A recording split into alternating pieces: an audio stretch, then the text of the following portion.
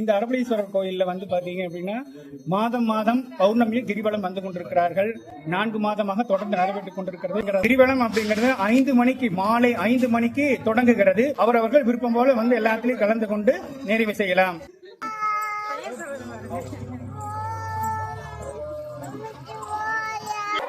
எந்த உச்சிருப்பு இருக்கக்கூடாது.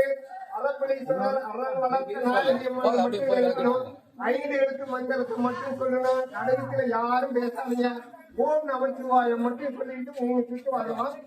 சாமி இப்படி கோயில் வளம் வந்து இப்படி வெளியே வந்து 3 சுத்து போகணும். ஓம் நம சிவாய சிவாய நம ஓம் சிவாய சிவாய நம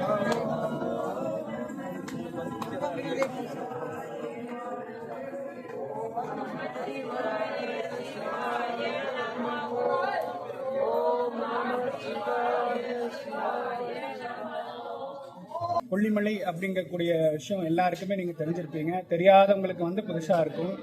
தெரிஞ்சுக்க வேண்டிய விஷயம் என்ன அப்படின்னா, கொல்லிமலை அரபலீஸ்வரர் கோவில் மிகப்பெரிய ஒரு அற்புதமான விஷயங்கள்லாம் இங்க இருக்கு. சித்தர்கள் வந்து சூட்சம ரூபமாக இறைவனை வழிபட்டுக் கொண்டிருக்கிறார்கள். அது மட்டும் இல்லாம இங்க வந்து பாத்தீங்கன்னா 5 அருவிகள் ஒன்றாக கலந்து 150 அடி உயரத்திலிருந்து கொட்டி கொண்டிருக்கிறது. இது அற்புதமான ஒரு விஷயம். ஆய கங்கை அப்படின்னு சொல்லக்கூடிய இந்த அருவிக்கு இன்னொரு பேரும் இருக்கிறது. இந்த அருவியிலே நீராடி கொல்லிமலையிலே இருக்கின்ற அருள்பாலித்துக் கொண்டிருக்கிற அரபலீஸ்வரரை தரிசனம் செய்து பௌர்ணமியிலே கிரிவலம் வருவது மிகச் சிறப்பான ஒரு பலனை கொடுக்கும். இங்கே சிவபெருமான் அருள்பாலித்துக் கொண்டிருக்கிறார். அது மட்டுமல்லாது இந்த ஆலயத்திலே கரையோரமாக போய்கொண்டிருக்கிற ஆற்றங்கரையில பாத்தீங்கன்னா சிவபெருமான் மீன் ரூபமாக இருப்பதாக ஐதீகம். இது வந்து இந்த கோயிலினுடைய வரலாறுல முக்கியமான ஒரு விஷயம். இங்க வந்து சிவபெருமான் மீனாக காட்சி கொடுக்கிறாரு. பக்த கோடியில் அதையும் தரிசனம் பண்ணணும். ஆதியிலே சதுரகிரி அப்படிங்கிற ஒரு கோயிலுக்கு வந்து பாத்தீங்கன்னா இதைத்தான் மீனா சொல்லுவாங்க.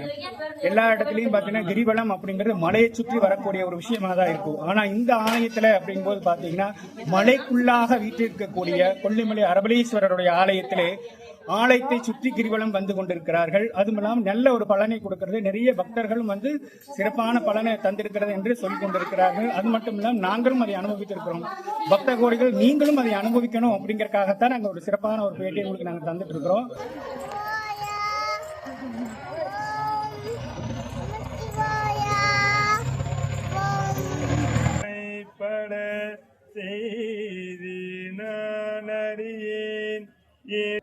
ஓசை ஒளியெல்லாம் ஓனாய் நீயே, உனக்கு ஒருவனாய் நின்றாய் நீயே, வாசமலரெல்லாம் ஓனாய் நீயே. மறவாதே நினைக்கின்றேன் மனத்து